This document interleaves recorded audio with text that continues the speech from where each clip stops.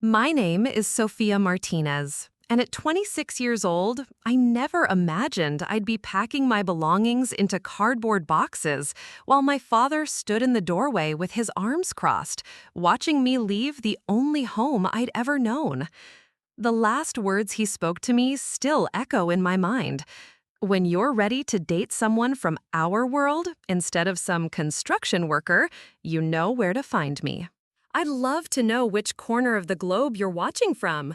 And if this story speaks to you, make sure to subscribe.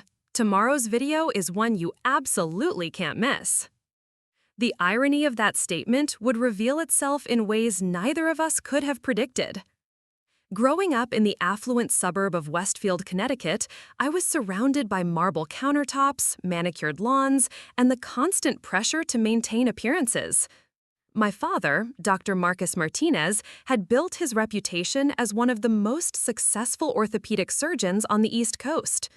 Our colonial-style mansion sat on 3 acres of pristine property, complete with a circular driveway where his Mercedes S-Class and mother's BMW X7 gleamed under the afternoon sun. Every dinner conversation revolved around status, connections, and the importance of associating with the right kind of people. My father would regale us with stories from the country club, dropping names of senators, CEOs, and old money families as if they were his closest friends. He measured relationships by net worth and pedigree, viewing social climbing as both an art form and a necessity. My mother, Catherine, had been the perfect complement to his ambitions. A former debutante from Boston's Beacon Hill, she brought old money connections and social grace to their partnership.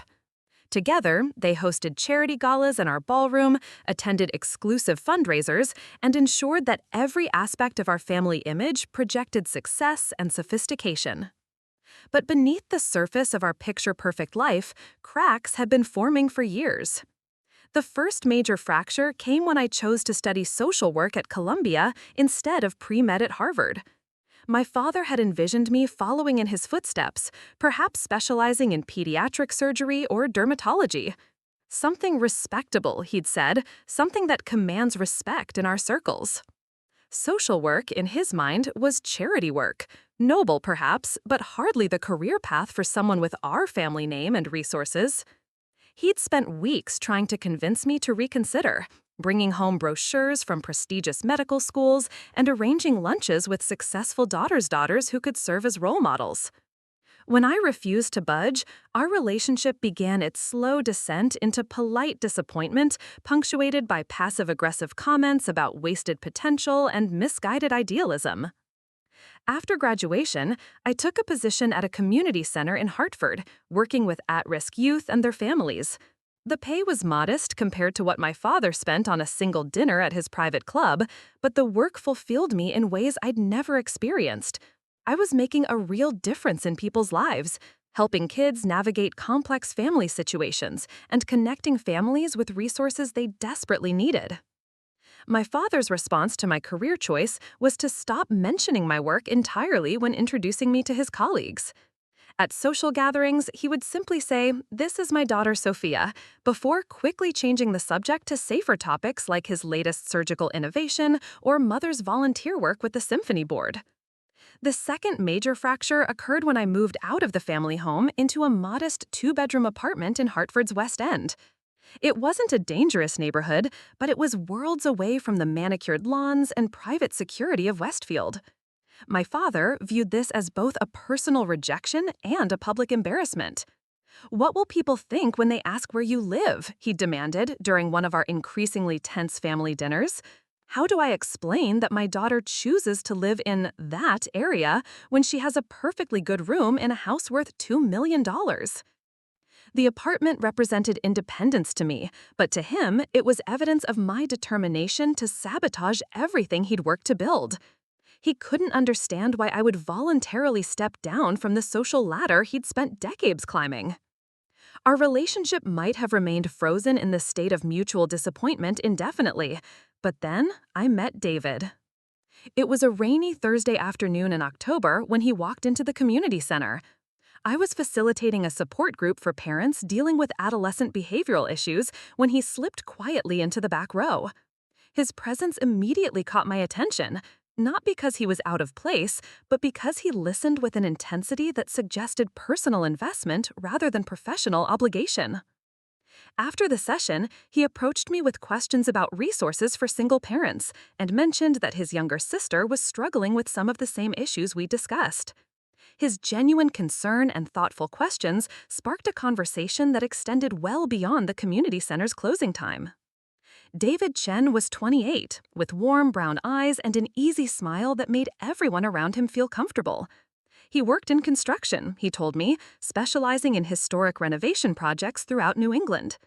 What struck me most about him wasn't his job or his appearance, but his genuine interest in helping his sister and his respectful way of speaking about the families we served. When he asked if I'd like to get coffee sometime to continue our conversation about community resources, I said yes without hesitation. Our first official date was at a small cafe in Hartford's Arts District. David arrived 15 minutes early, wearing clean jeans and a button-down shirt, clearly making an effort despite the casual venue. Over coffee and shared pastries, we talked for 3 hours about urban development, to family dynamics, to our shared love of old movies. He told me about growing up in New Haven, about working summers with his father's construction crew to help pay for community college, and about his dreams of starting his own restoration company focused on preserving historic buildings. I shared my passion for social work, my complicated relationship with my family's expectations, and my hopes of eventually opening a family counseling practice. What captivated me about David wasn't just his ambition or his kindness, but his authenticity. He never tried to impress me with stories about important people he knew or expensive places he'd been. Instead, he spoke with genuine pride about a Victorian mansion he'd helped restore in New Haven, and the satisfaction he felt when a project preserved a piece of local history. By our third date, I was falling for him. By our sixth, I knew I was in love. David treated me with a respect and consideration I'd rarely experienced. He listened when I talked about difficult cases at work, celebrated my small victories, and never once suggested that my career was anything less than important. When I mentioned feeling exhausted after a particularly challenging week, he showed up at my apartment with homemade soup and offered to help with my case notes. He was intelligent, funny, hardworking, and kind. He opened doors, remembered details about my friends and coworkers, and made me laugh until my sides hurt. When we watched movies together, he would unconsciously play with my hair, and when we went for walks, he always positioned himself on the street side of the sidewalk. The fact that he worked with his hands and drove a pickup truck instead of a luxury sedan never once crossed my mind as a negative. If anything, I admired his work ethic and the visible pride he took in his craftsmanship. But I knew my father would see things differently. For 3 months, I managed to keep my relationship with David separate from my family life. When my parents asked about my personal life during our monthly dinners, I gave vague answers about being busy with work and focusing on my career. When David asked about meeting my family, I deflected with explanations about their busy schedules and complicated dynamics. I told myself I was protecting both sides, saving David from my father's judgment and sparing my parents from disappointment they didn't need to experience. But deep down, I knew I was being a coward, avoiding a confrontation I knew was inevitable. The reckoning came on a cold December evening when my father made an unexpected visit to my apartment. I was cooking dinner when I heard the knock, expecting David, who was supposed to arrive shortly. Instead, I opened the door to find my father standing in the hallway, looking distinctly uncomfortable in his tailored wool coat and leather gloves. "I was in the neighborhood," he said, though we both knew there was no reason for him to be in my neighborhood unless he'd come specifically to see me. "Thought I'd stop by and see how you're doing." I invited him in, quickly scanning the apartment for anything that might trigger one of his lectures about my lifestyle choices. The living room was tidy but clearly decorated on a budget, with furniture from various second-hand stores and artwork from local artists I'd met through the community center. He perched uncomfortably on the edge of my couch, declining my offer of coffee or wine. We made awkward small talk about work and the weather until another knock interrupted us. "Are you expecting someone?" he asked, glancing toward the door with the expression he typically reserved for unwelcome interruptions. Before I could answer, David's voice called out, Sophie, I brought Chinese food from that place you like. My father's eyebrows rose at the casual familiarity in David's voice. I had no choice but to answer the door and make introductions I'd been dreading for months. David stood in the hallway holding bags of takeout, his work boots unlaced and his jacket damp from the evening drizzle. He looked exactly like what he was, a hard-working man who'd stopped to pick up dinner for his girlfriend after a long day on a job site. "Dad," I said, my voice tight with apprehension, "I'd like you to meet David Chen. David, this is my father, Dr. Martinez." David immediately set down the food bags and extended his hand with a genuine smile. "Dr. Martinez, it's such a pleasure to finally meet you. Sophie talks about you all the time." My father shook David's hand with the minimum level of politeness required, his gaze taking in the work clothes, the calloused hands, and the general appearance of someone who earned his living through physical labor. A lot of love and effort went into bringing this story to life. If you're enjoying it, we'd be so grateful if you'd subscribe to our channel. Now, back to where we left off.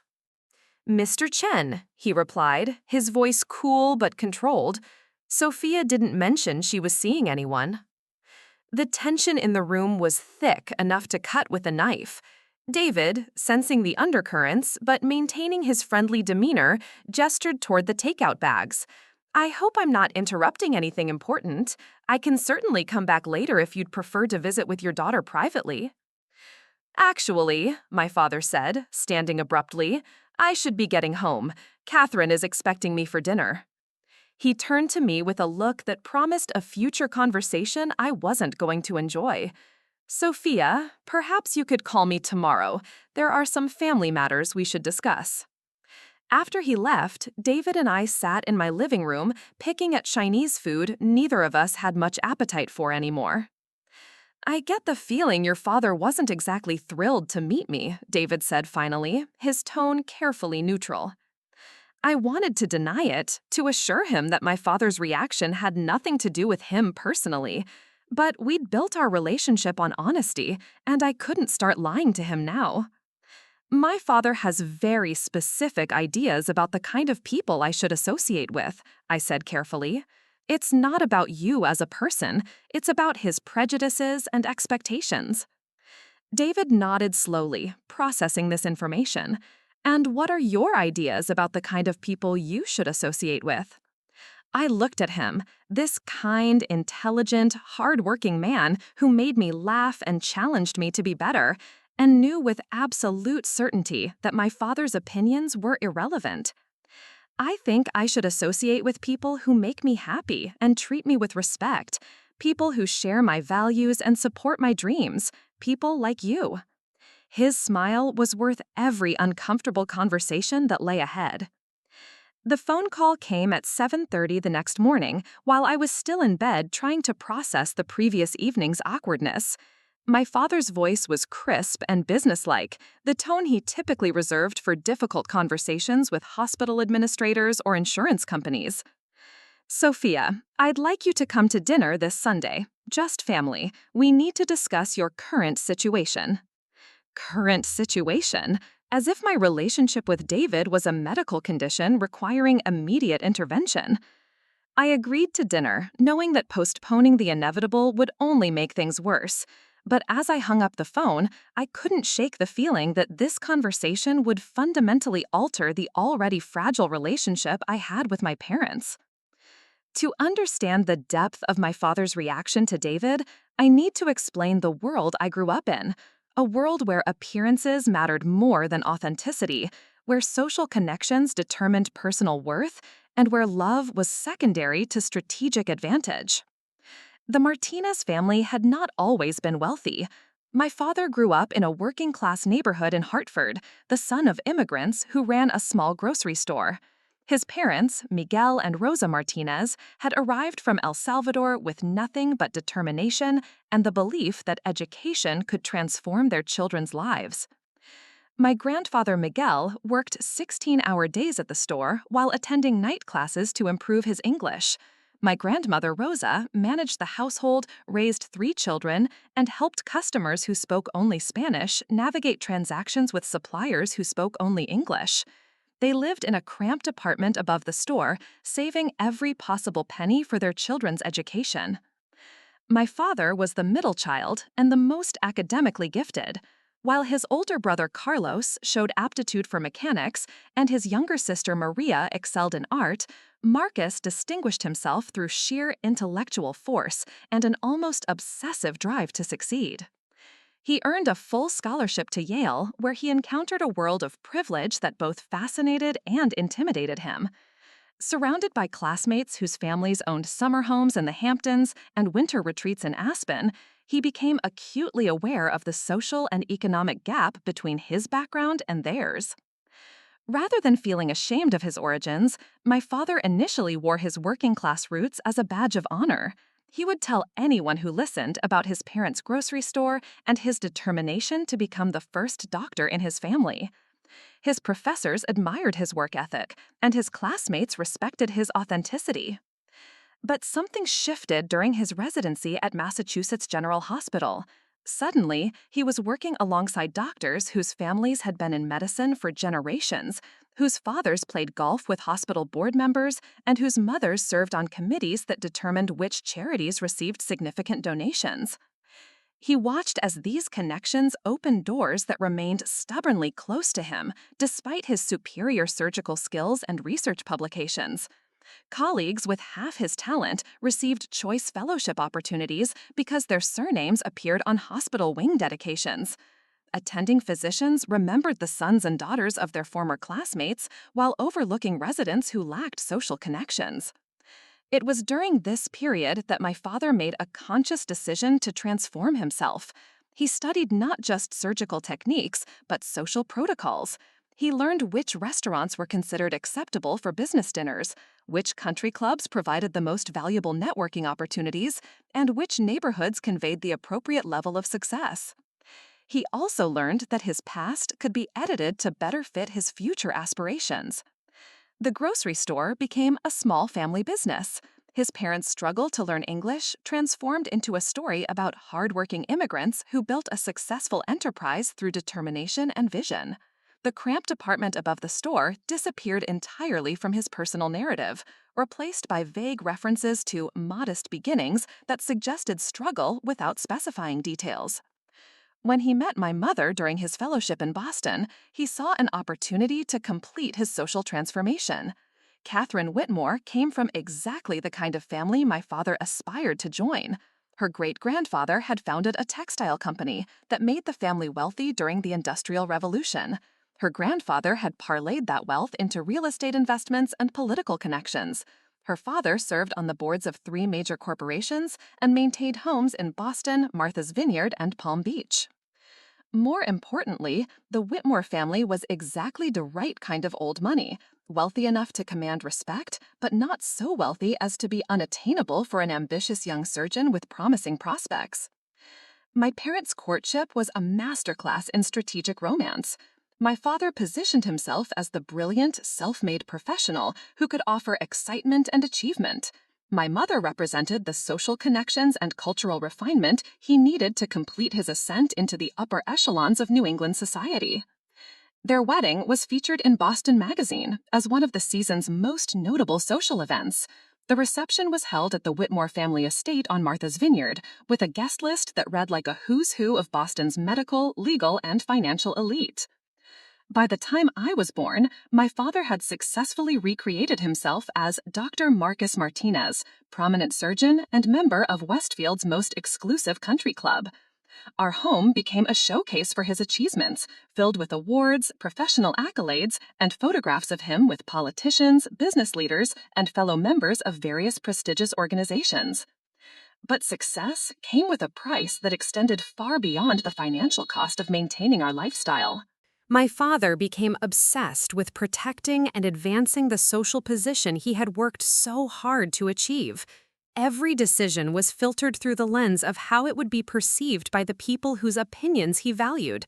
Where we vacationed, which charities my mother supported, which schools I attended, everything was chosen based on its potential to enhance or protect our family's reputation. This obsession with status created a household where love was conditional on meeting certain expectations. Achievements were celebrated only if they reflected well on the family name. Failures or missteps were treated as personal betrayals that threatened everything my father had built. I learned early that expressing interest in activities or ideas that didn't align with our family's image was pointless. When I showed aptitude for painting in elementary school, my father immediately enrolled me in piano lessons because musical accomplishment is more impressive at social gatherings. When I wanted to try out for the soccer team in middle school, my mother steered me toward tennis because it was more appropriate for young ladies in our social circle. The pressure intensified as I grew older, and my choices began to have more significant consequences for the family's reputation. My father had specific expectations about my academic performance, extracurricular activities, and social relationships. Friends were evaluated based on their family backgrounds rather than their personal qualities. Dating was discussed in terms of suitable matches rather than emotional compatibility. The first major crack in this carefully constructed facade came during my sophomore year of high school when my grandfather Miguel suffered a heart attack. I hadn't seen my father's parents in several years, not because of any family conflict, but because they simply didn't fit into our current lifestyle. They lived in the same modest house they'd purchased after selling the grocery store, in a neighborhood that had become predominantly Latino as Hartford's demographics shifted. When my grandfather was hospitalized, my father faced a dilemma. He wanted to be there for his parents, but he was also terrified that his colleagues might discover the truth about his background. He solved this problem by visiting the hospital late at night or early in the morning, when he was unlikely to encounter anyone from his professional or social circles. I insisted on accompanying him on one of these visits, curious about the grandparents I barely knew. What I found was a small, neat home filled with photographs of family members, including many pictures of my father from his childhood and medical school graduation that I had never seen. My grandmother Rosa, despite her limited English, was warm and welcoming in a way that felt foreign after years of my mother's calculated social graces. She showed me my father's childhood bedroom, still decorated with his high school academic achievement awards and a faded photograph of him in his Yale graduation cap and gown. But what struck me most was seeing my father in this environment. Away from the country club and hospital corridors, he relaxed in a way I had never witnessed. He spoke Spanish with his parents, laughed at his mother's stories about his childhood mischief, and helped his father with practical concerns about medical bills and insurance coverage. For the first time, I saw glimpses of who my father had been before he decided to become someone else. After my grandfather recovered, our visits to Hartford became even more infrequent. My father seemed embarrassed by his moment of emotional vulnerability and worked harder than ever to maintain the professional distance he had cultivated from his past. But the experience planted a seed of doubt in my mind about the values that governed our household. I began to question why we measured people by their possessions rather than their character, why maintaining appearances was more important than maintaining relationships, and why my father seemed ashamed of the very people who had sacrificed everything to give him opportunities. These questions became more pressing during my college years as I was exposed to different perspectives and ways of living. At Columbia, I met students from diverse backgrounds who talked openly about their family's struggles and achievements without embarrassment or apology. I saw how artificial many of the social distinctions I had grown up with actually were, and I began to understand that true success meant living authentically rather than living up to other people's expectations. My decision to study social work was, in many ways, a direct rejection of everything my father had taught me about status and success. Instead of pursuing a career that would enhance our family's reputation, I chose work that would allow me to help people like my grandparents, people who were often invisible to families like ours. My father's disappointment was profound and personal. He saw my career choice not just as a professional misstep, but as a repudiation of everything he had worked to achieve. In choosing to work with Hartford's most vulnerable families, I was essentially choosing the world he had spent decades trying to escape. But what he couldn't understand, what he refused to understand, was that I wasn't rejecting success. I was rejecting his narrow definition of what success should look like. This fundamental disagreement about values and priorities had been simmering beneath the surface of our relationship for years. My choice to date David simply brought our philosophical differences into sharp, unavoidable focus. As Sunday dinner approached, I knew that the conversation ahead would force both of us to confront questions we had been avoiding for far too long. The stakes had never been higher, and I had no idea whether our relationship would survive the honesty that was finally about to emerge. Sunday arrived with the kind of crisp winter clarity that made everything appear sharper and more defined, including the conversation I was dreading. I spent the morning at David's apartment in New Haven, a comfortable two-bedroom space above a bookstore that he'd renovated himself. The exposed brick walls and original hardwood floors showcased his craftsmanship, while built-in shelves displayed an impressive collection of architecture and history books. "You sure you don't want me to drive you?" David asked as I gathered my coat and purse. He was making pancakes, moving around his small kitchen with the easy confidence of someone who genuinely enjoyed cooking. The domestic scene felt warm and natural in a way that our family dinners never had. "I appreciate the offer, but I think showing up with you today would be like throwing gasoline on a fire," I replied, accepting the travel mug of coffee he handed me. "Let me handle this conversation first, then we can figure out next steps." He nodded, though I could see the concern in his eyes. Over the past few days, I had shared more details about my family's expectations and my father's likely reaction to our relationship. David had listened without judgment, but I knew he was processing the implications of dating someone whose family's profession and background as inherently inferior. "Just remember," he said, wrapping his arms around me, "whatever happens today doesn't change anything between us. Your father's opinion of me is about his limitations, not mine." His calm confidence steadied my nerves. David had faced prejudice before, subtle comments from clients who assumed the Asian guy on the construction crew wasn't in charge, or surprise when potential customers learned that the skilled craftsman they'd heard about wasn't what they had expected. He'd developed a thick skin and an unshakable sense of his own worth that I deeply admired. The drive to Westfield gave me 40 minutes to prepare mentally for what lay ahead. I rehearsed various approaches to the conversation, trying to anticipate my father's arguments and formulate responses that might bridge the gap between his expectations and my reality. As I pulled into the circular driveway, I noticed both of my parents' cars were present, along with an unfamiliar silver Jaguar. My stomach dropped as I realized they had invited additional guests to what was supposed to be a family discussion.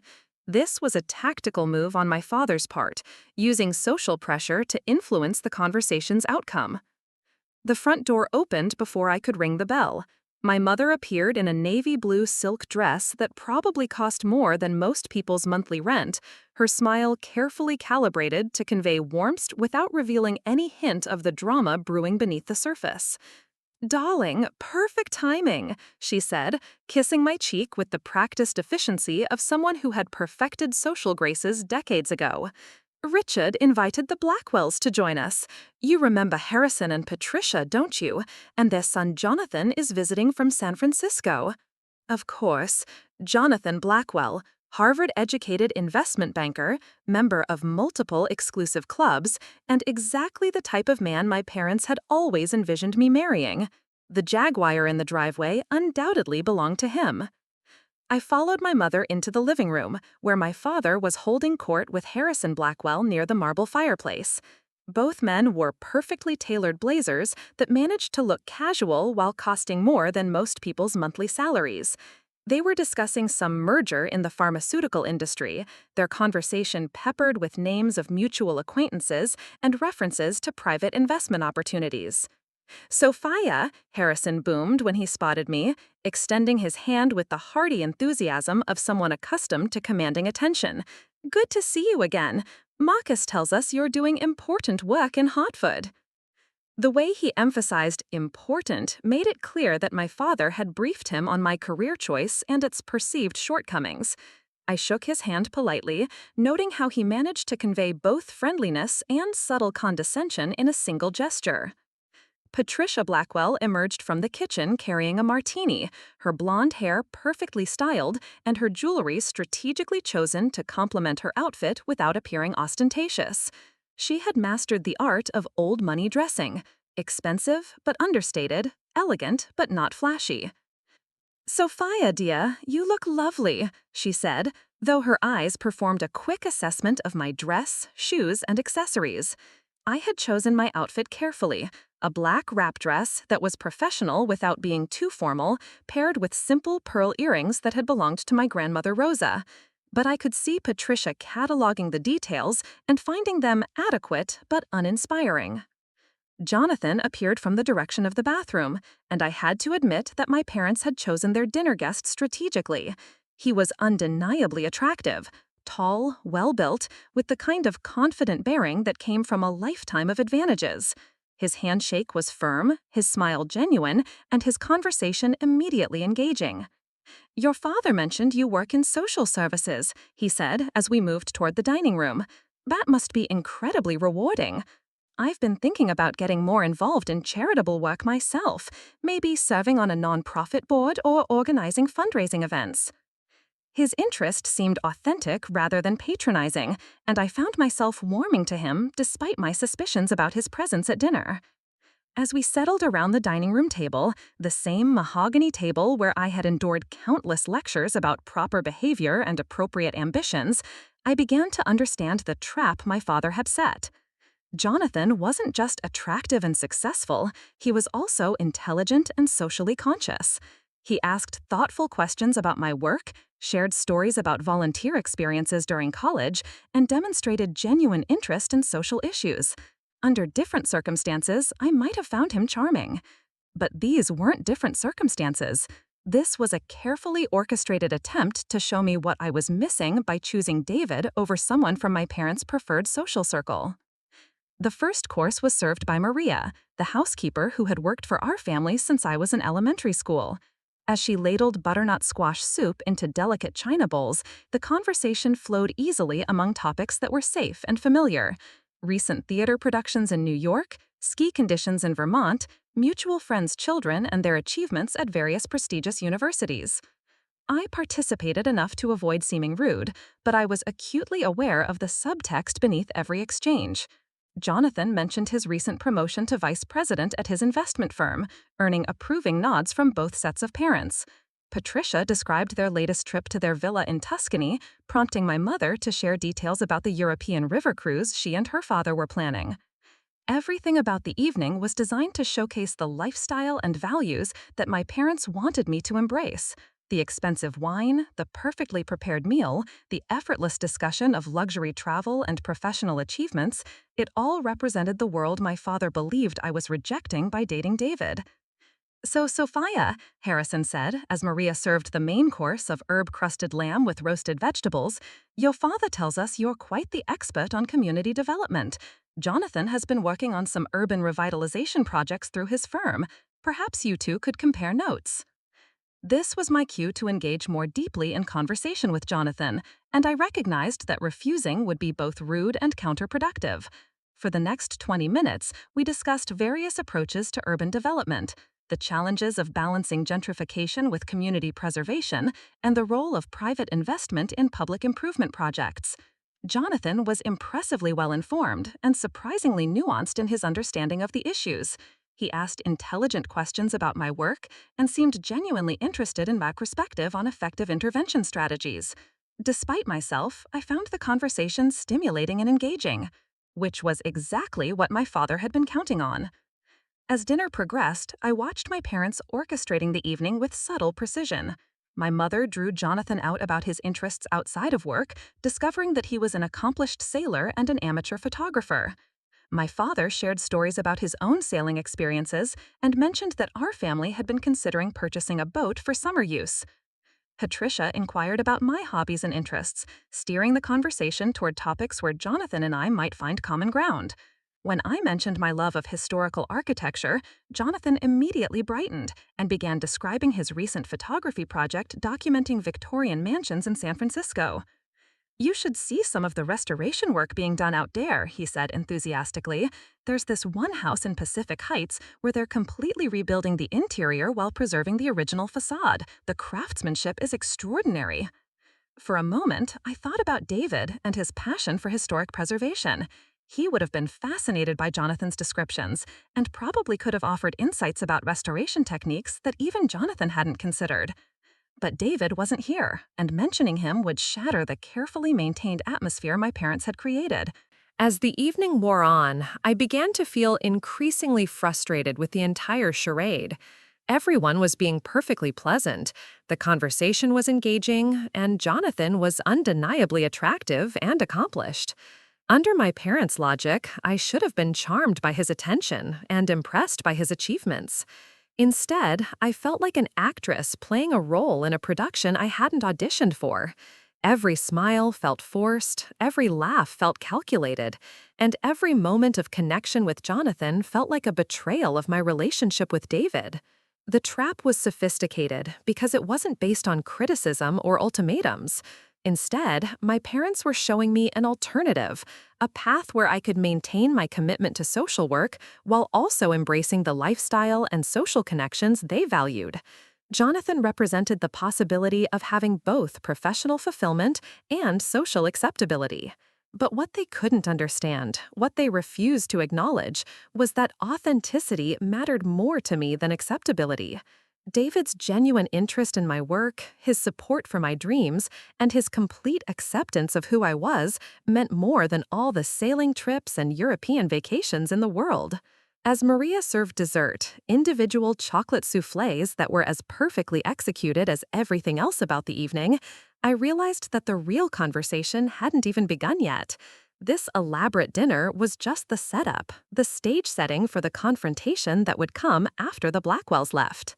I glanced around the table at the faces illuminated by candlelight, my parents looking pleased with how the evening was unfolding, the Blackwells clearly enjoying themselves, and Jonathan smiling at something my mother had said about his photography. Everyone looked content and satisfied, as if this gathering represented exactly how life should be lived. Everyone except me. I was sitting in the middle of everything I had grown up believing I wanted, surrounded by people who represented success and sophistication and social achievement. But all I could think about was David in his cozy apartment above the bookstore, probably reading one of his architecture books while listening to jazz and waiting for me to text him about how the evening had gone. The contrast between these two worlds, the one I was sitting in and the one I wanted to return to, had never been starker. And I knew that before this night was over, I would have to choose between them once and for all. The Blackwells departed at precisely 9:30, their goodbyes accompanied by the kind of lingering conversation that suggested genuine enjoyment of the evening. Jonathan shook my hand with both of his, maintaining eye contact as he expressed hope that we might continue our discussion about urban development over lunch sometime soon.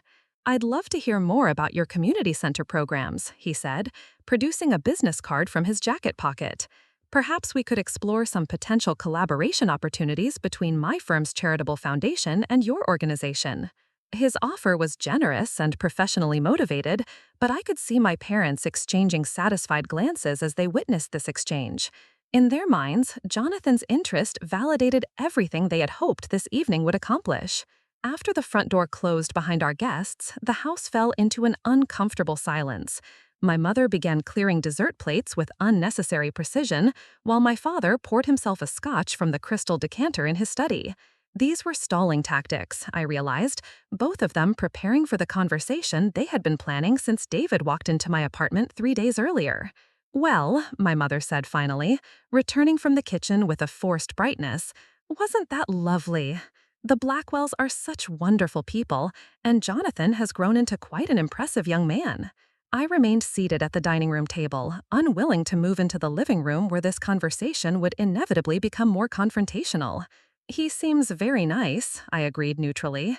"Nice?" My father's voice carried a note of incredulity as he rejoined us, scotch in hand. "Sophia, the man graduated summa cum laude from Harvard Business School, manages a portfolio worth over $200 million, and volunteers his time with 3 different charitable organizations. He's not just nice, he's exceptional." Here it comes, I thought, the comparison I had been dreading all evening. "And more importantly," my father continued, settling into his chair at the head of the table, "he's the kind of man who could provide you with a life of security and respect, someone whose career complements rather than conflict with our family's standing in the community." "Is this about Jonathan specifically, or are we finally going to discuss David?" I asked, deciding that direct confrontation was prolonged manipulation. My parents exchanged glances, and I could see them silently negotiating who would take the lead in this intervention. My mother won, apparently, because my father gestured for her to proceed. "Darling," my mother began, her voice taking on the patient tone she had perfected for explaining unpleasant realities to stubborn children, "we're concerned about the direction your personal life is taking. This David person—" "David Chen," I interrupted. "His name is David Chen."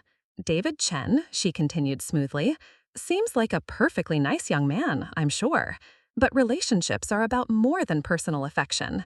They're about building a life together, about shared goals and compatible backgrounds." "Compatible backgrounds?" I repeated.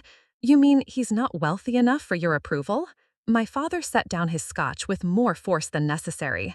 "This isn't about money, Sophia. It's about values, about priorities, about the kind of future you're building for yourself."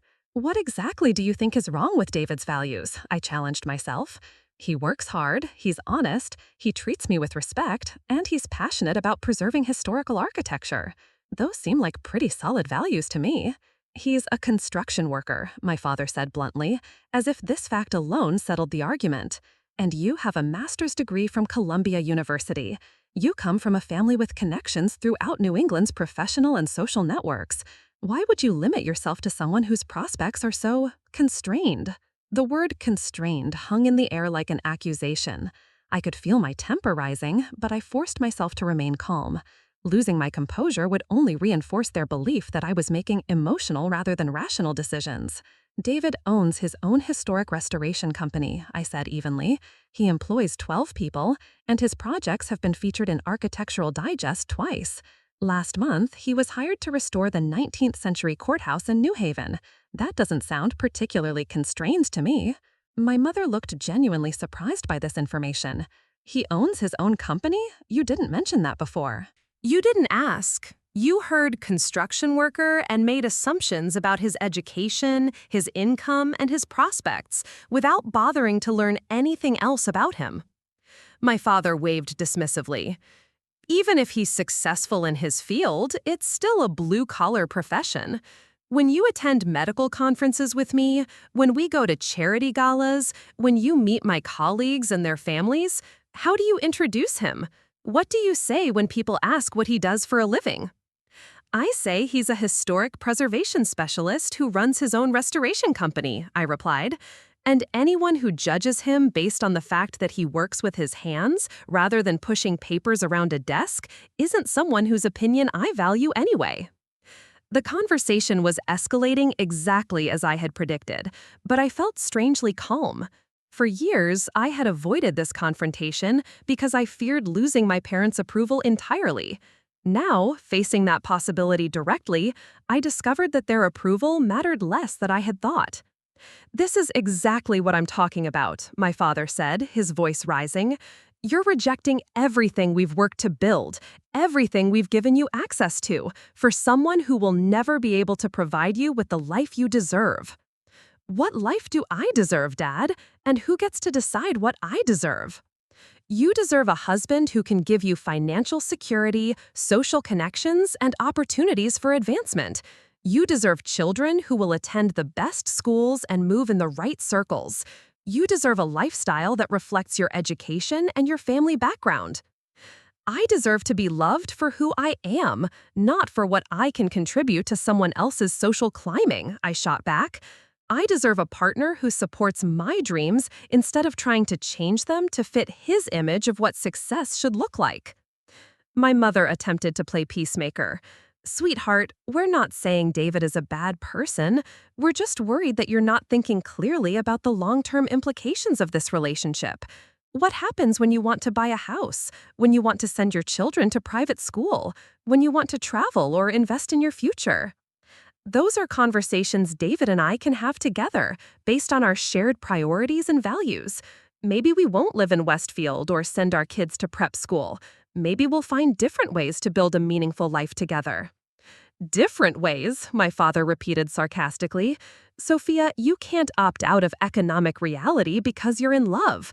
Money matters. Social connections matter. Professional status matters. Pretending otherwise is naive and ultimately destructive." Destructive to whom? To me or to your image in the community? The question caught him off guard, and for a moment I saw a flicker of honest emotion cross his face before the polished facade reasserted itself. Both, he said finally. I won't apologize for wanting better for you than what this relationship can offer. And what if I want something different than what you consider better? What if your definition of success doesn't match mine? Then you're making a mistake that will cost you opportunities you can never recover. We stared at each other across the dining room table, the distance between us measuring more than just physical space.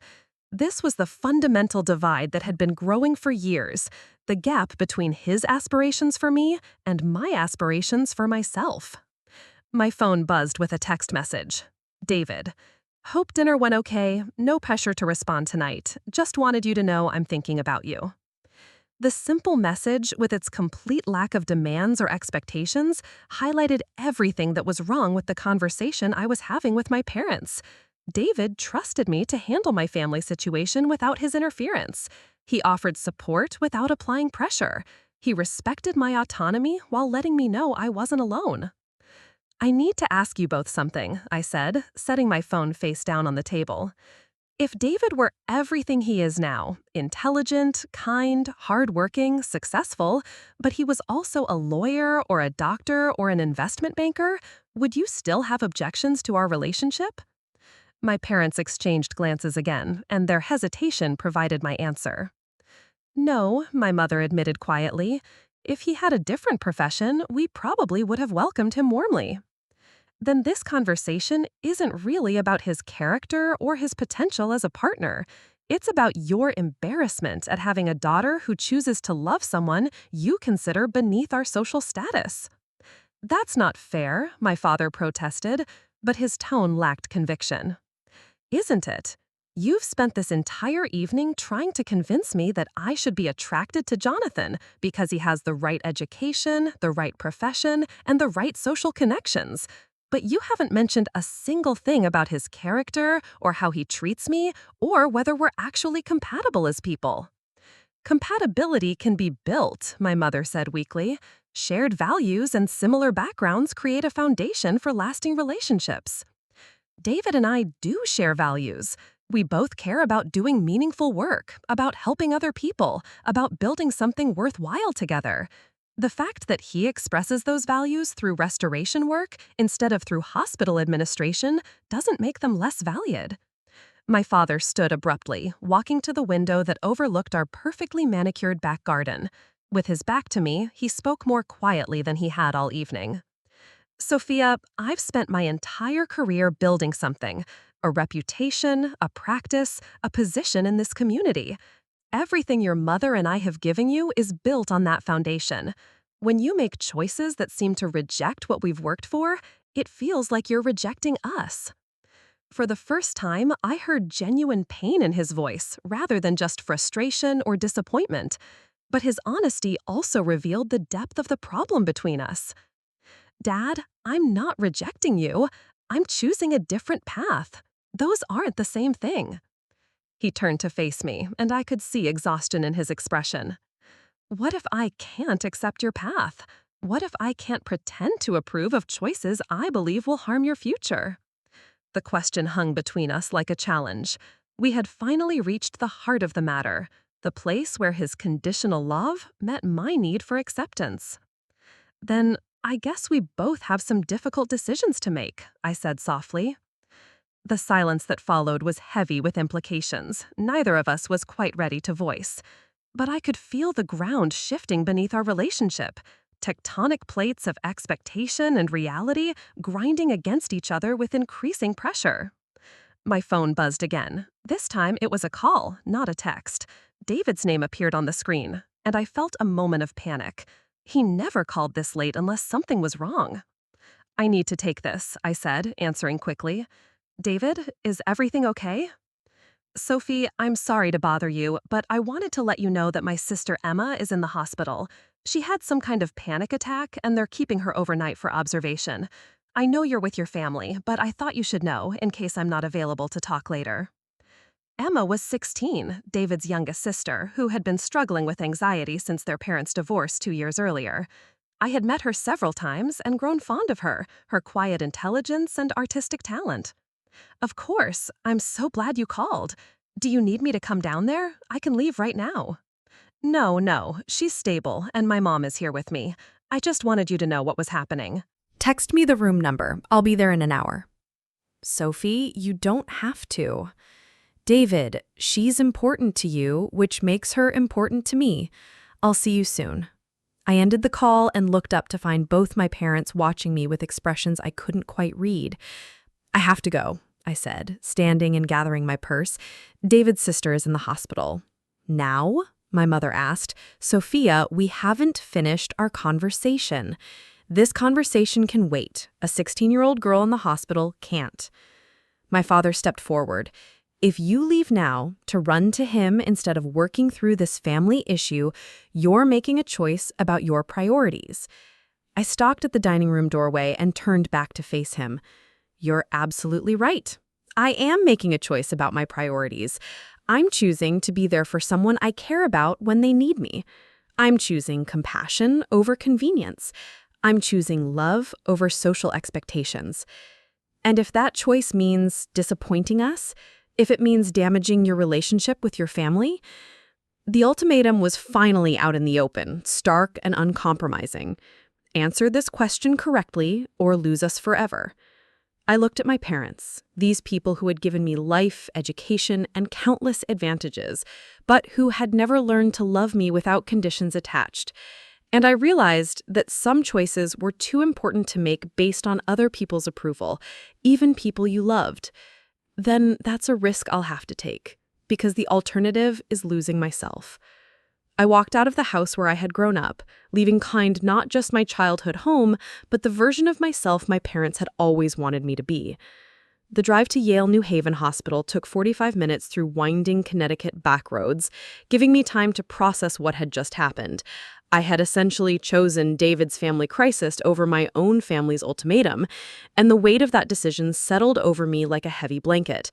But as I pulled into the hospital parking garage, I felt no regret, only clarity about where I belonged and who I wanted to be. I found David in the family waiting area on the 7th floor, sitting beside a woman who could only be his mother. Despite the stress of the situation, he stood immediately when he saw me, relief and gratitude evident in his expression. "Sophie, you didn't have to come," he said, embracing me tightly. "I know tonight was important with your family."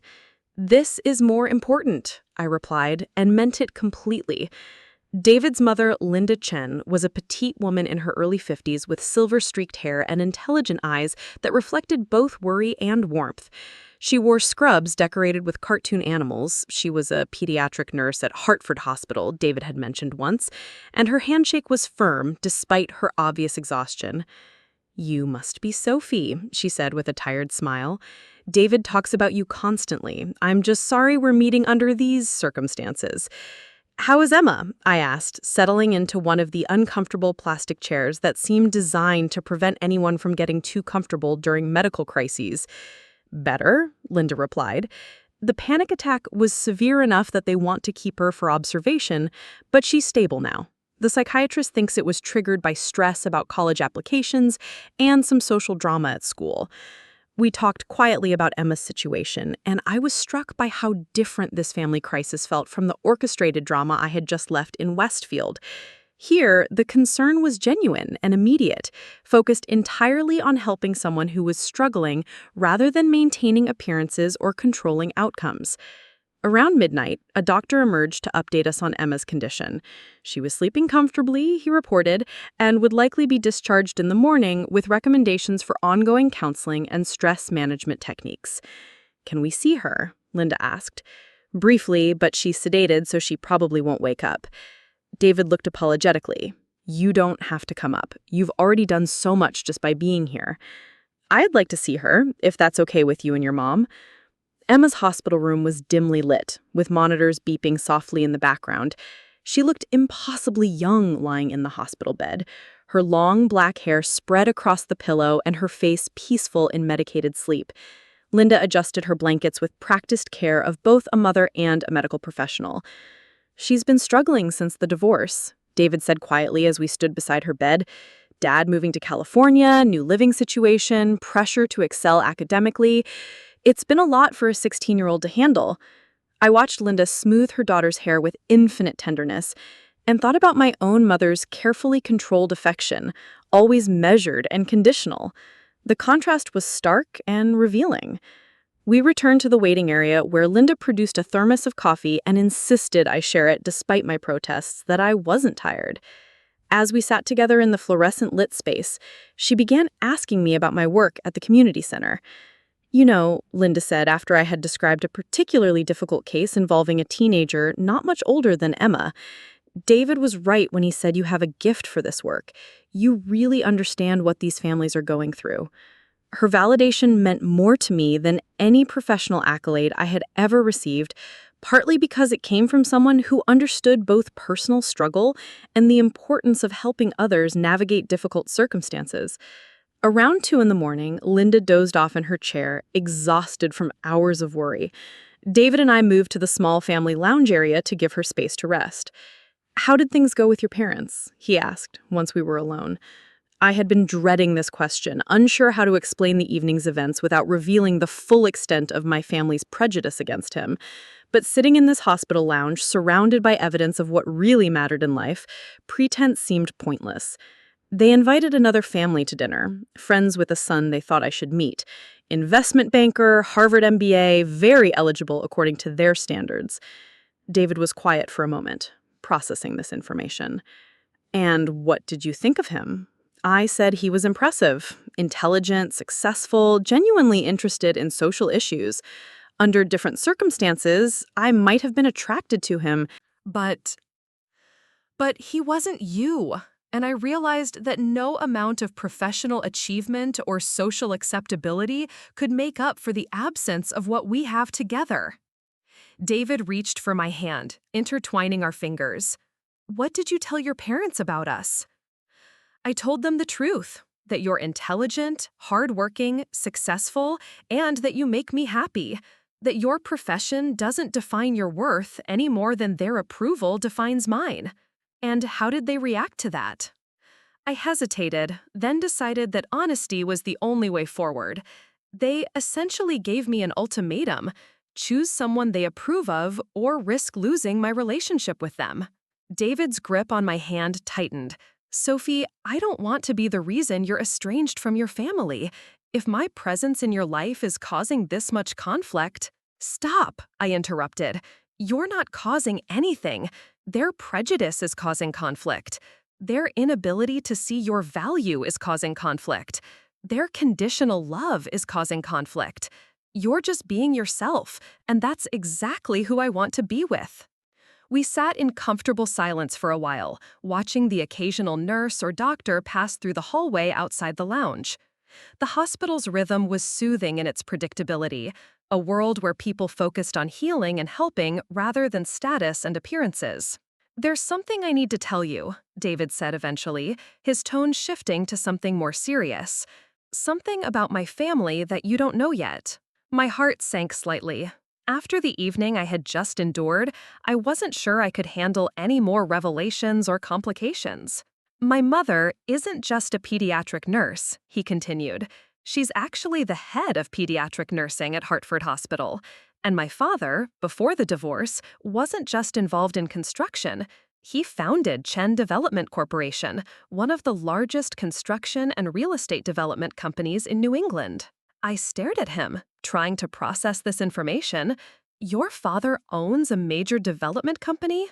Founded it 30 years ago with a small business loan and a lot of determination. It's worth about $50 million now, maybe more. When my parents divorced, my mother got half the assets, but she kept working because she loves nursing and believes in the mission of public health care. Why didn't you tell me this before?" David looked uncomfortable. "Because I wanted you to know me for who I am, not for my family's money. I've seen too many relationships where people are attracted to financial potential rather than personal connection. When we met, you were dealing with your own family pressures about status and success. I didn't want to complicate that by adding financial considerations to the mix. The irony was overwhelming. While my parents had been dismissing David as financially unsuitable, he had been hiding wealth that dwarfed their own net worth. So, when you said you work in construction, I do work in construction. I chose to start my own historic restoration company instead of joining my father's corporation because I wanted to build something focused on preservation rather than new development. My father's business creates new buildings, mine saves old ones. And your family's reaction to that choice? My mother supported it completely. My father was disappointed initially, but he came around when he saw how passionate I was about the work. He even helped me get my first major contract, the restoration of the Amistad building in New Haven. I remembered reading about that project in the local architecture magazine. It had been hailed as a masterpiece of historic preservation, combining cutting-edge techniques with traditional craftsmanship to restore a 19th century commercial building to its original grandeur. That was your project? My company's first major success. It led to most of the other contracts we've secured since then. As the implications of this revelation sank in, I felt a mixture of emotions: surprise, relief, and a strange sort of vindication. But more than anything, I felt proud of David for choosing his own path despite having easier options available. "Does this change how you feel about me?" he asked quietly, "knowing that I kept this from you?" I considered the question seriously. It explains some things, like how you could afford your apartment and why you seem so confident about your business prospects. But it doesn't change who you are as a person, or how you treat me, or what we mean to each other. And it doesn't make you angry that I wasn't completely honest from the beginning? You were honest about everything that mattered. You told me about your work, your values, your dreams. The fact that your family has money doesn't change any of that. David smiled with obvious relief. I was planning to tell you soon anyway. My parents want to meet you, and it would have been hard to explain our house in Old Greenwich without providing some context. Your parents want to meet me? My mother has been asking about you for weeks, and my father, before the divorce, still maintains a relationship with both David and Emma. He's flying back from California next weekend specifically to meet you. The contrast with my own family situation was striking. While my parents had been trying to prevent me from pursuing a relationship they considered inappropriate, David's family was eager to welcome me despite knowing nothing about my background or financial prospects. "Sophie," David said, taking both my hands in his, "I know tonight was difficult with your family, and I know that my situation, our situation, is complicated in ways we're both still figuring out. But I want you to know that whatever happens, whatever your parents decide, you have a place with my family. Not because of money or status or any of the things your father cares about, but because you're important to me, and that makes you important to them." Before I could respond, Linda appeared in the doorway of the lounge, looking more rested despite having slept in a hospital chair. "The doctor just called," she said with a smile. "Emma's awake and asking for both of you. She wants to meet the girlfriend David won't stop talking about." As we walked back toward Emma's room, I reflected on the events of the past few hours. I had left my family home in crisis, driven through the night to support David during his family emergency, and discovered that the man my parents considered financially unsuitable came from wealth that dwarfed their own net worth. But more importantly, I had witnessed the difference between love that demanded conformity and love that offered acceptance. I had seen what it looked like when families supported each other's choices rather than trying to control them. Whatever challenges lay ahead with my own parents, I knew I had found something worth fighting for. Not just in my relationship with David, but in the possibility of being part of a family that valued authenticity over appearances, compassion over status, and genuine connection over strategic alliance. As we entered Emma's room and I saw her smile weakly at our approach, I realized that sometimes the most important interventions happen not during dramatic crises, but in quiet moments when we choose to show up for the people we love, regardless of the cost to ourselves. 3 weeks passed without any contact from my parents. The silence was deafening, made more painful by the approach of Thanksgiving, a holiday that had always been sacred in the Martinez household, complete with extended family gatherings and elaborate traditions that stretched back to my childhood. I checked my phone obsessively for the first few days, expecting some form of communication that never came. No text asking how I was doing, no call to discuss our argument, no invitation to the family Thanksgiving dinner that was undoubtedly being planned in my absence. The message was clear. I had made my choice, and they had made theirs. During this period of familial exile, David's family became my unexpected refuge. Emma had recovered fully from her hospital stay and returned to school with a new therapist and a better support system. Linda had insisted I join them for dinner every Sunday, treating me with the warmth and acceptance I had rarely experienced in my own home. But it was meeting David's father that truly opened my eyes to how different families could function.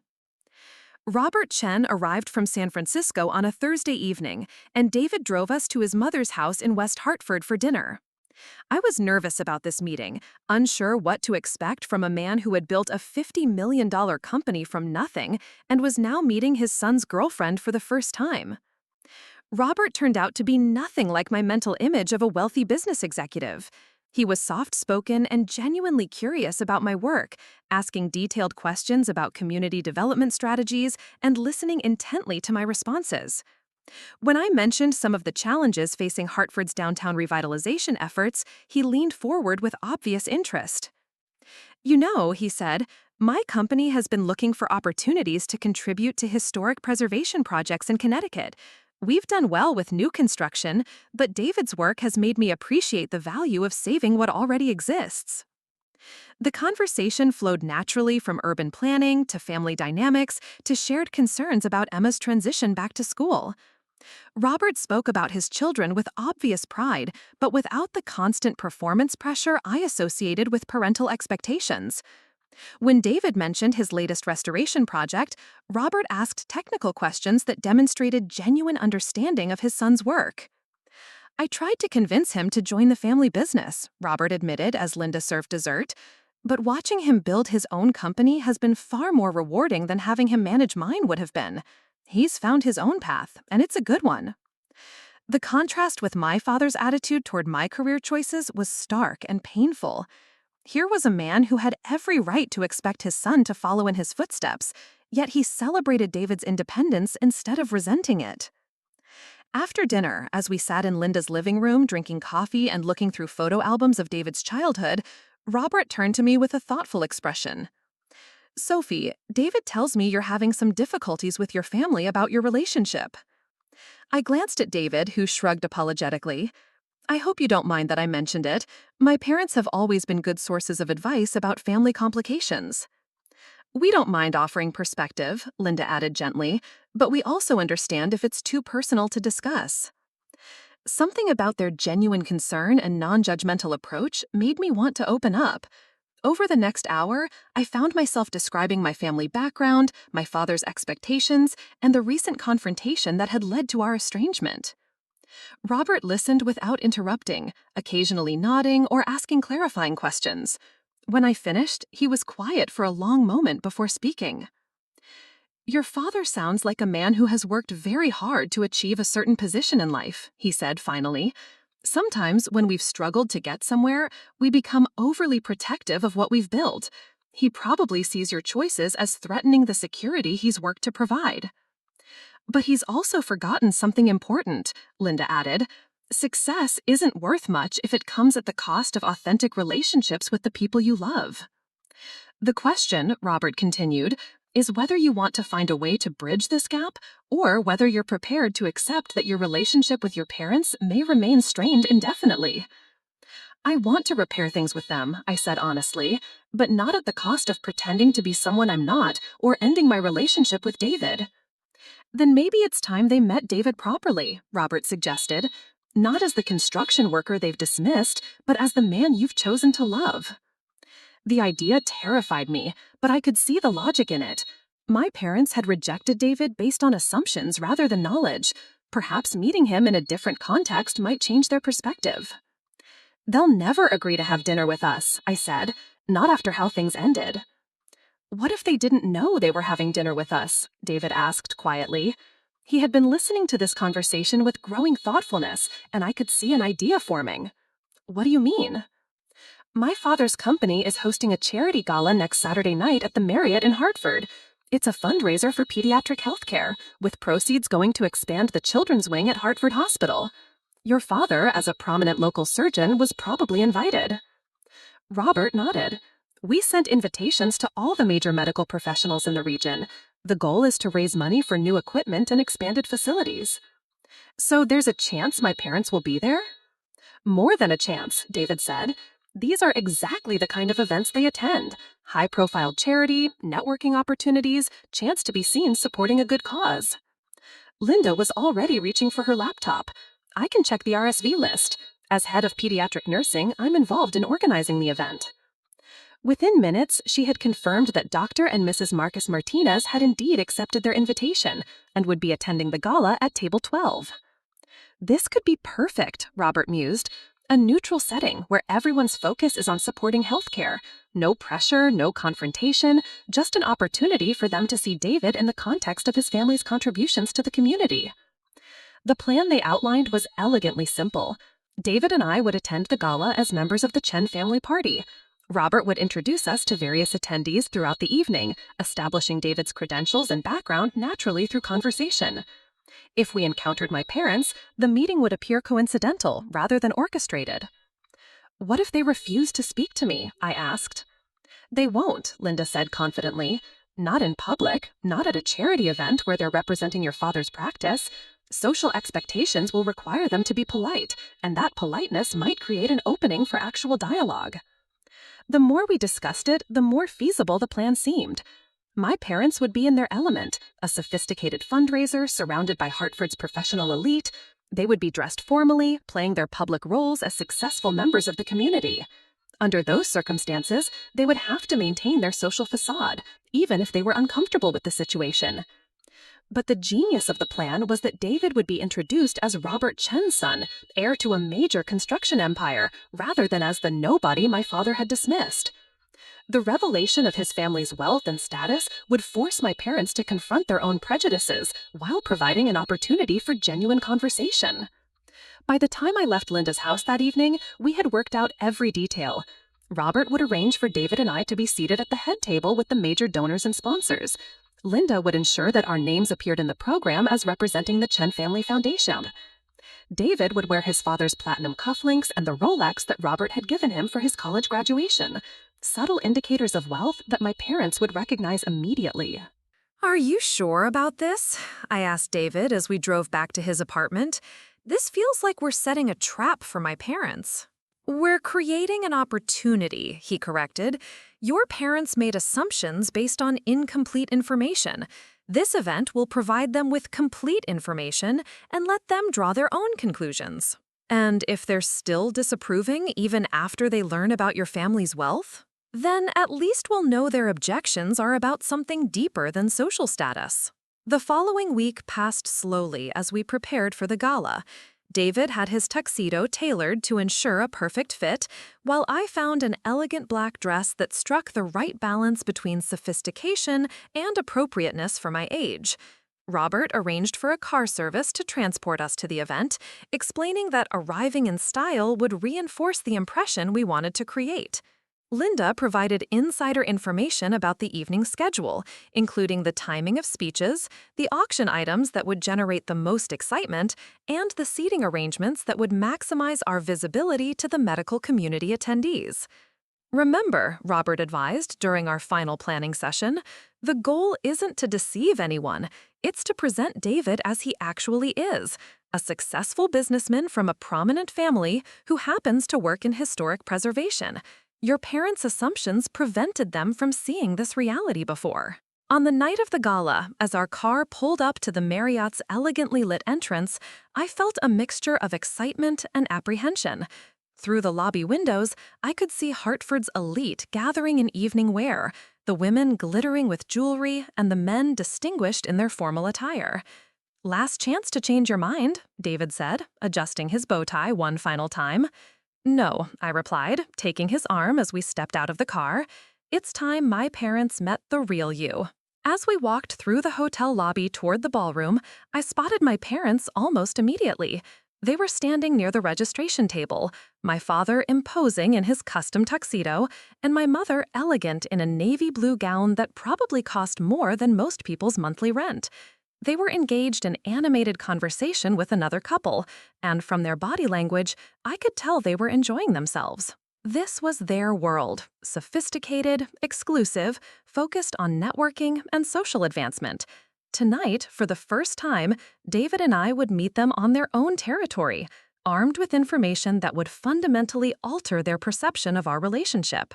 The confrontation I had been both dreading and anticipating for weeks was finally about to begin.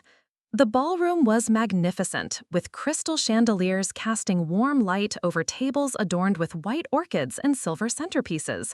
Hartford's medical and business elite mingled effortlessly, their conversations flowing between professional achievements and philanthropic commitments. David and I moved through this world with increasing confidence, guided by Robert's masterful networking skills and Linda's insider knowledge of the healthcare community. Our table was positioned perfectly, close enough to the stage to demonstrate our family's significant contribution to the evening's cause, but positioned to provide clear sightlines to where my parents were seated across the room. I had been watching them discreetly throughout the cocktail hour, noting how comfortable they seemed in this environment that represented everything they valued about social success. The moment of revelation came during the silent auction, when Robert approached the microphone to announce a special donation from Chen Development Corporation. "Ladies and gentlemen," his voice carried clearly through the ballroom sound system, "I'd like to take a moment to highlight tonight's mission of expanding pediatric healthcare facilities in our community. As someone whose business has benefited greatly from Hartford's growth, I'm pleased to announce that Chen Development Corporation is donating $5 million toward the new children's wing construction." Applause erupted throughout the ballroom, but I was focused entirely on my parents' reaction.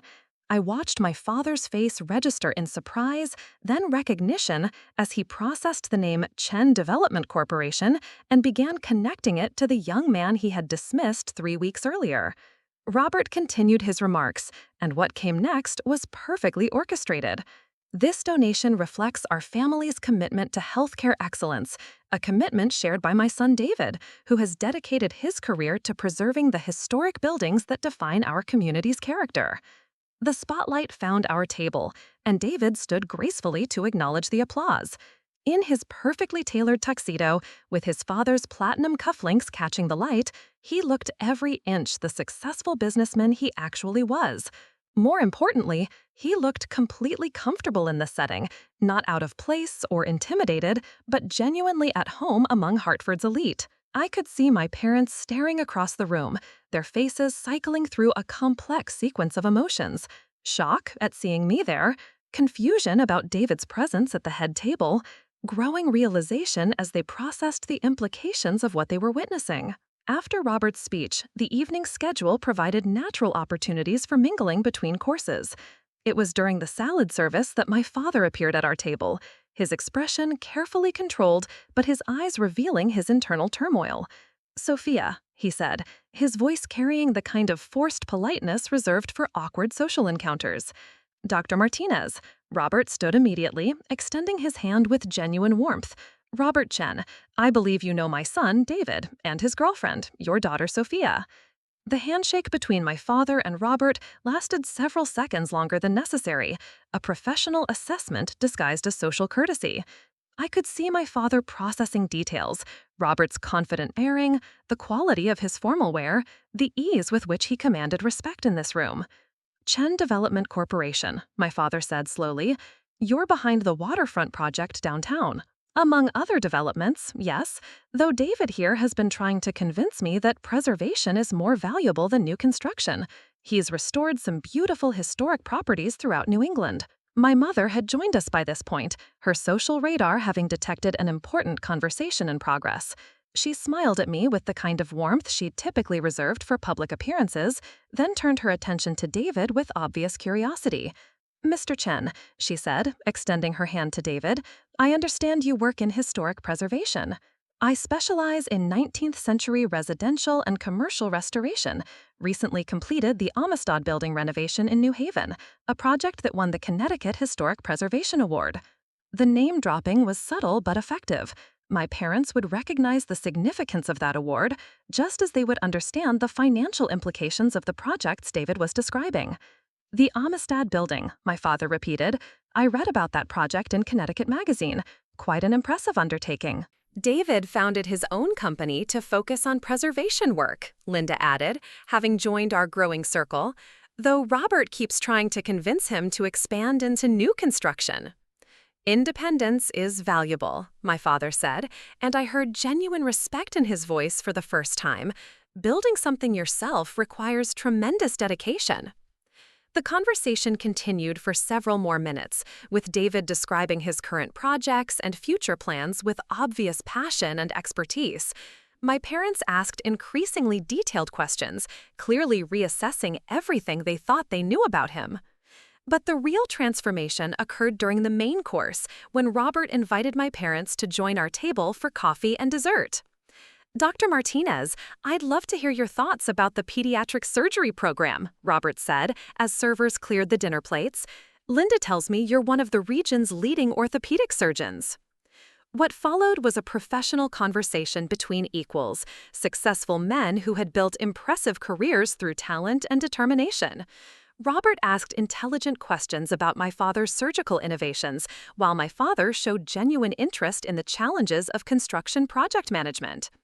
As they talked, I watched my father's demeanor change almost imperceptibly. The defensive tension that had characterized our recent interactions began to fade, replaced by the confident engagement he displayed when discussing subjects he was passionate about. Your son has excellent instincts about structural integrity, my father said, during a discussion about historic building renovation. The questions he's asking about foundation work and load-bearing modifications are exactly what I'd want to know before purchasing an older property. David's always been thorough in his analysis, Robert replied, sometimes frustratingly so. He spent 6 months researching 18th century construction techniques before bidding on his first major restoration project. My mother had been observing this exchange with growing fascination. Finally, she leaned forward to address David directly. I have to ask, she said, why did you choose preservation over new construction? With your family's business connections, you could have had opportunities in any area of development. David's answer was thoughtful and articulate. New construction creates something that wasn't there before, which has value, but preservation saves something that would otherwise be lost forever. When I restore a historic building, I'm not just creating living or working space, I'm maintaining a connection to the past for future generations. That's beautifully put, my mother said, and I could tell her appreciation was genuine rather than polite. The evening's most significant moment came during the charity auction, when David successfully bid $12,000 for a weekend getaway to Martha's Vineyard. The amount was substantial enough to demonstrate serious financial resources, but the fact that he bid on it as a gift for his mother revealed priorities my parents could understand and respect. That's incredibly generous, my mother commented, as the auctioneer confirmed David's winning bid. My mother has worked in pediatric nursing for 25 years, David replied. She deserves a vacation, and the money goes to expand facilities that will help the kids she cares about every day. I saw my parents exchange glances and realized they were recognizing something in David that they hadn't expected to find, the combination of financial capability and genuine altruism that characterized their own approach to charitable giving. As the evening wound down, my father approached me privately while David was saying goodbyes to his family's business associates. Sophia, he said quietly, I owe you an apology. Several apologies, actually. Dad, let me finish. I made assumptions about David based on incomplete information, and I let those assumptions prevent me from seeing his actual character and achievements. That was unfair to both of you. His admission caught me off guard. I had hoped for some form of reconciliation, but I hadn't expected such direct acknowledgement of his mistakes. More importantly, he continued, I made my love for you conditional on choices that should have been yours to make. That was wrong, and I'm sorry. I'm sorry too, I said. I should have told you more about David's background instead of letting you draw your own conclusions. Would it have made a difference in how you felt about him if I had approved from the beginning? The question was perceptive and important. No, I said honestly. I love him for who he is, not for his family's money or social connections. And that's exactly how it should be, my father said with a small smile. That's how I felt about your mother, actually, though I've lost sight of that over the years. When David rejoined us, my father extended his hand again, not the perfunctory handshake of their first meeting, but a gesture of genuine respect and acceptance. David, I hope you'll accept my apology for my behavior when we first met. I judged you unfairly and treated both you and my daughter with less respect than you deserved. I appreciate that, Dr. Martinez, David replied graciously.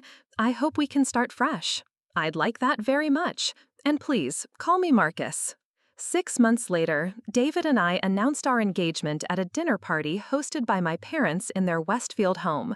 The guest list included both families, along with friends from David's restoration company and colleagues from my community center. The evening felt like a celebration of everything that had changed since that awkward first meeting in my apartment. My father and Robert had discovered a mutual interest in supporting historic preservation initiatives, while my mother and Linda had bonded over their shared commitment to healthcare excellence. But the most significant change was in my relationship with my parents themselves. They had learned to appreciate David for his actual qualities, rather than judging him by arbitrary social standards. More importantly, they had begun to understand that their daughter's happiness mattered more than their social expectations. As I watched my father and David discussing plans for restoring the historic carriage house on my parents' property, a project my father had commissioned specifically to support David's business, I reflected on how dramatically our family dynamics had evolved. The journey from rejection to acceptance hadn't been easy, and it had required everyone involved to examine their priorities and prejudices. But the outcome was something more valuable than the superficial harmony we had maintained before: authentic relationships based on mutual respect rather than conditional approval. 3 years later, David and I were married in a ceremony that perfectly captured our blended worlds. The venue was a historic mansion that David's company had recently restored, decorated with flowers from my mother's garden and catered by a restaurant owned by one of Linda's nursing colleagues. My father walked me down the aisle with obvious pride, not in the social connections or financial advantages this marriage would bring, but in the genuine happiness he could see on my face. Robert served as David's best man, while my mother and Linda worked together to coordinate the reception details. During his toast at our wedding reception, my father said something that captured everything our family had learned over the preceding years. I spent most of my life believing that success meant achieving certain external markers: the right education, the right career, the right social connections. But watching my daughter and her husband build their life together has taught me that real success means finding someone who brings out the best in you and supports your authentic dreams. Sophia and David have that kind of success, and everything else is just details. As I danced with my new husband in the ballroom where we had first revealed our true selves to my parents, I thought about the journey that had brought us to this moment. It required courage to choose love over social expectations, honesty to confront difficult truths about family dynamics, and patience to allow relationships to heal and grow. But most importantly, it required the understanding that real wealth isn't measured in dollars or social connections, but in the depth of our relationships and the authenticity of our choices. Looking around the dance floor at both families celebrating together, my father deep in conversation with Robert about a new preservation project, my mother laughing with Linda about grandchildren they hope to spoil someday, I knew we had built something far more than social status. We had built a foundation for genuine happiness, and that was worth more than any fortune my parents could have imagined. Looking for more? We've got 2 amazing stories right on screen. If this one touched you, these are absolutely worth your time. Click to watch them now. And hey, subscribe and hit that bell to never miss our latest uploads.